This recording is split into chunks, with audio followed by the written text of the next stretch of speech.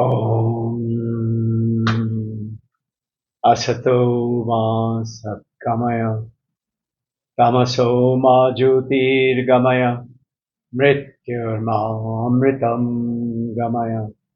Om Shanti Shanti Shanti. O Mother, hold our hand, take us across from unreal to real, from darkness of ignorance to the light of the wisdom. Take us from death to immortality. Om, peace, peace, peace. Jai Guru. Welcome, my dear devotees, dear Vedantist. Why Vedanta? Why Vedanta? And what is spirituality? I just thought about touching upon, and as I was thinking about, have you realized none of us, even a dog doesn't like suffering. We don't like suffering. But why are we suffering? Why was it so intriguing for Buddha to resign his princely life and leave everything just to find out this suffering? Remember the four principles, four things that he saw: a sick man, a dead man, and an old age man, and also a monk. And he couldn't find the answer. Nobody could tell him why are they old. And if everybody said everybody gets old, it did not satisfy him. Now, why are we suffering? This question keeps coming to it. If God really exists, why are we suffering? You may have read that book, which got created through my hand some time back. And the title of that article, I was guided to put it as, If God Really Exists, Why Do We Suffer? And I'm really excited to the things which came out through me.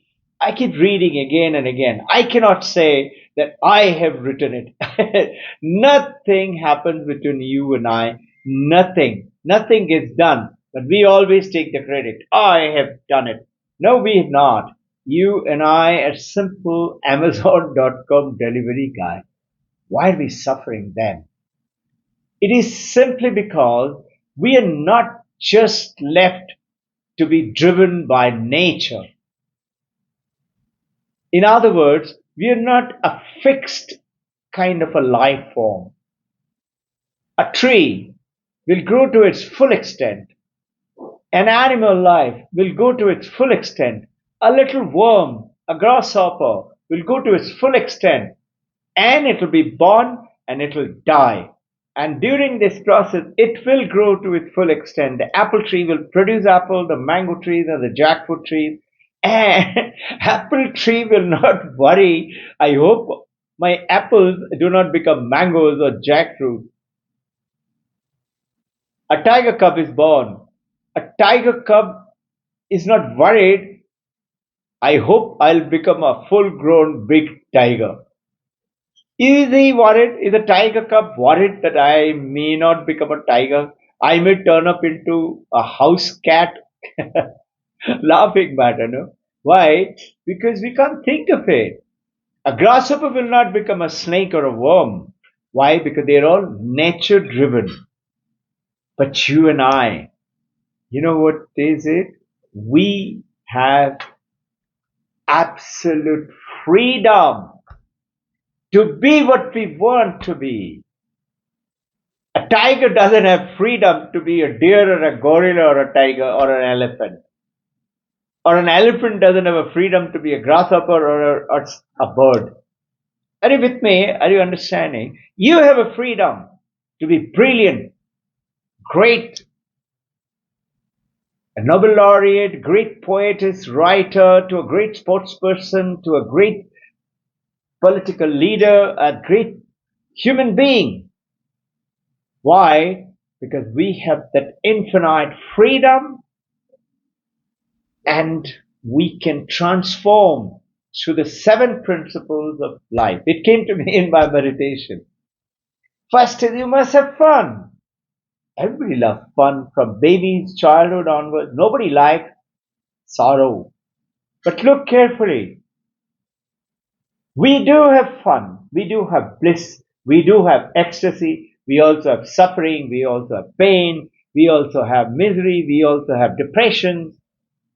So just think, if this body, this mind, this soul, this spirit, this Atman, this Brahman has enjoyed a moment of peace and joy and ecstasy, a moment, it can also create a moment, another one of ecstasy.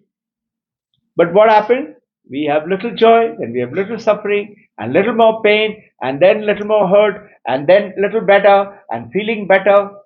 It is just oscillating between good and bad, and ugly and good, and blissful. Why? If, just think, if there is a possibility in you and I to create one moment of joy, it is created by who? It's not the tree, it's not the cloud in the sky, it's you only have done it. The human beings are not suffering. And look carefully, human beings are suffering from loneliness, human beings are suffering from also with company. We suffering not being married, and we suffer also after getting married. It reminds me of a beautiful statement. One lady is telling another lady, you better take care of your husband, because if you don't, somebody else will. In other words, who's doing all this? It's our intellect and our mind is playing the game. So, we are suffering no money, poverty. We are also suffering abundance of money. You might say, no, we are not suffering from abundance. First, give it to me. Hey, once you have it, you want to create more money. You tell me one rich man who's peaceful and say, I don't need any more money.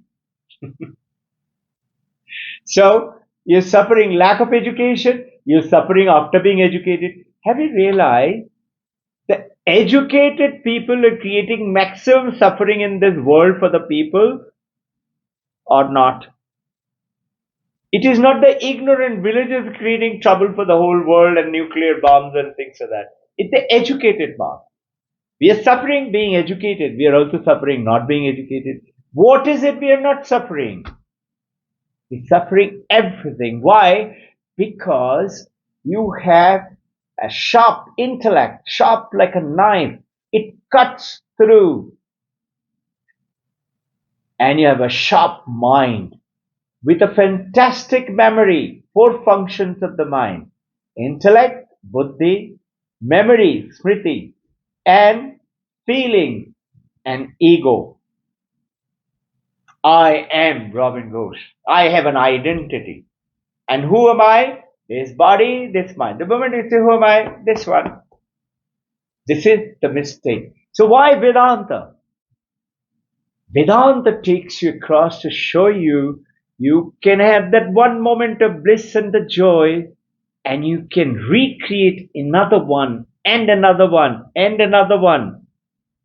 And now, when the sufferings and the mixed up feelings and depression and finding fault with people come in your mind, you know how to overlook it with a smile. You do not let it make you start jumping and boiling. Otherwise, you do. You become so hyper. Why? Because you're not learned or ever practiced. Try sitting still. In Sermon on the Mount by Jesus Christ, where he took 12 people and gave his choicest of the sermon to the 12 of his disciples, in which, in one of his sermons, if you are pure in heart, my child, you will see God. If you and I are pure in our heart, we will see God. In other words, the moment you see God, all suffering vanish for life instantly. How do we know we are pure in heart? Was the question when Swami Pranavananda wrote this book, Seven on the Mount on the Angles with Vedanta. It's a very powerfully written book, printed in US because Pranavananda wrote it in US. So it is a little expensive, but I managed to get a copy and it's beautiful. In that, somebody asked Pranavananda, how do I know that I'm pure in heart? And he gave a beautiful answer. He said, sit still for just 2 minutes. And 2 minutes, in that 2 minutes, say, I'm going to think of only one thing. Maybe Krishna, maybe Shiva, maybe Divine Mother Kali, maybe Durga, maybe Lakshmi, maybe Saraswati, Ganapati, maybe Allah, maybe Christ, any name. Just think of one thing alone for next 2 minutes. And you are pure in your heart if you can do that for 2 minutes. But you will see within 2 seconds, 5 seconds, something will come to your mind. Tissue, mind will go somewhere else. Again, you hold the mind and bring it back. Sit again, 2, 3, 5 seconds. Something happened. Tissue, gone somewhere else. So this mind is like a jumping monkey taking you and I for a ride. And why are we suffering? Because we have the freedom to use those four elements of the mind, intellect, memory, ego, and feeling, the way we want to. But we are using it, remembering memory, using the memory, remembering sad thing, bad thing, terrible thing, taking up a journey. I remember somebody I sent a air ticket to catch a flight at 5 o'clock in the morning. The moment he saw the ticket, he knew he had to come to the airport at 3 o'clock. First thing he said, what if I miss the flight? You see how the mind takes you for a ride? This is what happens. And you straight away think of negativity. The memory is remembering negative things. And memory is past. And your present. Present is called present. No? Gift present. God's present to you and me, this current moment, right now, this moment. We feel sad, terrible, by remembering those sad things back. Now, what is the principle of creating moments after moment through Vedantic?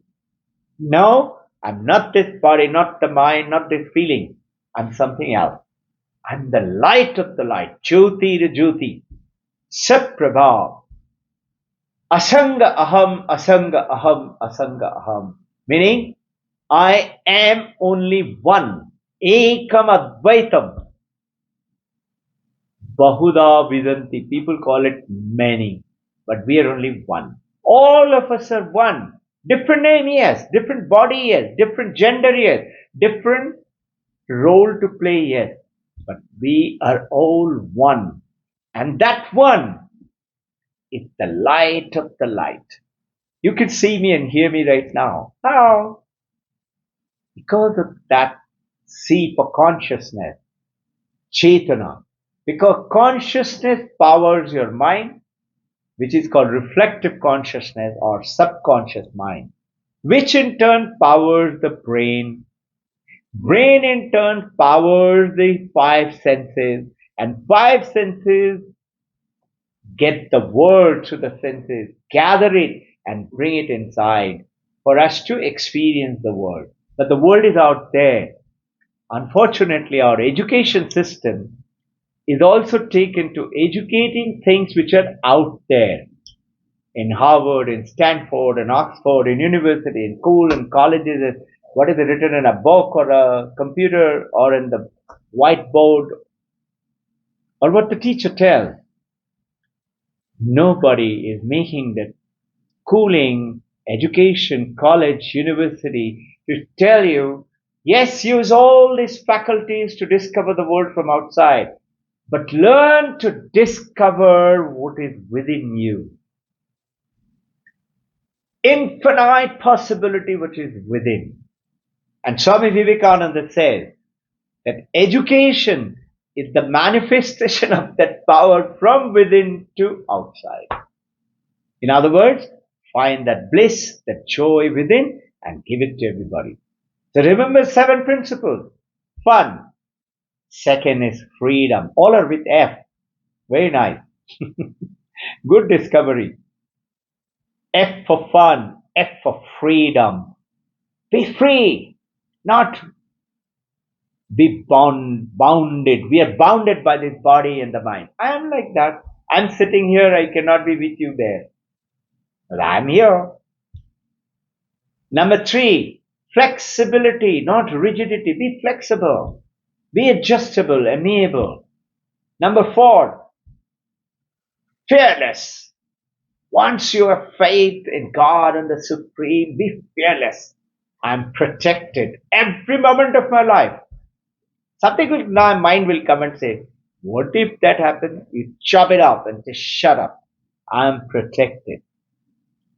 For fun, freedom, flexibility, fearlessness, fighting skill. Don't accept any nonsense from anything, anyone. Fight it. It doesn't mean boxing or karate chop. It means gently showing it to them, this is not right. Show them the right path. What is 6? 6 is focus, concentrate. Be still, focus, concentrate. Whatever you're doing, give absolute mind into that. There was a gentleman, he was a monk, he was reading a book. So another monk walked in, and I heard from the second monk's voice. He walked in and he said, Maharaj, what are you reading? The first Maharaj was lying down and reading. He was so focused, he didn't hear the question. The second monk said, Maharaj, what are you reading, sir? Maharaj still didn't answer. Then, second Maharaj, without realizing, just touched his toe and shook it.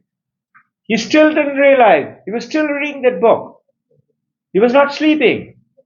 And then second Maharaj came around, came next to his book and held the book and said, what are you reading? And tried to pull it out. And this Maharaj then did like that. That's the focus, concentration. You look at it, whether you're playing sitar or playing tennis or playing cricket, if you're going to score a century, you have to concentrate, focus. And now comes the 7th magic. What is it? Fun, freedom, flexible, fearlessness, fighting skill, focus. What's the 7th one? Fly. How fly? Advaita Vedanta gives you wings to fly. Be free. And land where you want to, which country, which place, which career, which choices, which lines of action or no action. So actively calm and calmly active. Active, very active, but calm. Actively calm and calmly active. Who can stop you? Now just think, why are we suffering then? Once again, when you ask the question, you know why? Because we are not alive. What do you mean we are not alive? We are just half alive. What is half alive? We are not utilizing our full potential. You know, through the yogic process, if you learn to control your body, 10 to 15% of your life will be under your control, absolute control. If you learn to just control your body, 10 to 15% of your life, your desires will be controlled by you. If you learn to control your mind through the yogic process, through the Kriya Yoga, through the Raja Yoga, through the Advaita Vedanta of knowledge, Jnana Yoga, 60% of your life will be managed by you, controlled by you. You will choose 60% of your life. And you know what? Vedanta says, if through the Jnana Yoga, once you realize, Aham Brahmasmi, Main hi Brahma hu, I am that. In other words, You control your life. 100% of your life will be now your control. You choose when you want to leave this body. Body has to die at time. It will go old. But you're not the body. You're not the mind. I can control when I want to leave the body. And you can control your sadness and grief and suffering and misery to joy and happiness and togetherness and big heartedness and giving it away instead of grabbing it away. Just like the baby. Have you noticed? To the baby, nothing matters. Reminds me of a little too. You know what? Mother was playing with the baby and suddenly she realized that now the baby is happy, joyful. Let me quickly run to the washroom, take my bath, and come back. She went, but before going, she took out her ornaments and put it next to the baby. Just jokingly said, "Baby, you guard my ornament." And she went for a bath. And when she came out, the ornaments had gone. Some guy came out from the door, opened it, came inside, found the ornament, picked it up, and gone. Now just think. Look at the baby. Was the baby very protective or overcautious because mother has kept them some jewel or money there? No. Did the baby get affected when somebody came and took it away from them? No. You become like that. It doesn't mean, but it means then when you learn to understand this, the freedom comes to you. And what happened? You don't keep losing your ornaments and money. You have so much. Look at this in the universe. Is there a shortage of light? Is there a shortage of air to breathe? No. You might say there is shortage of water. No, no, no. There is no shortage of water. The water shortage is because you and I as human beings have created it. Why? Because we have to sell the bowsers filled with water, no? Come, I look forward to seeing you on Sunday. Jai Guru. You're a beautiful Thursday. Pranam.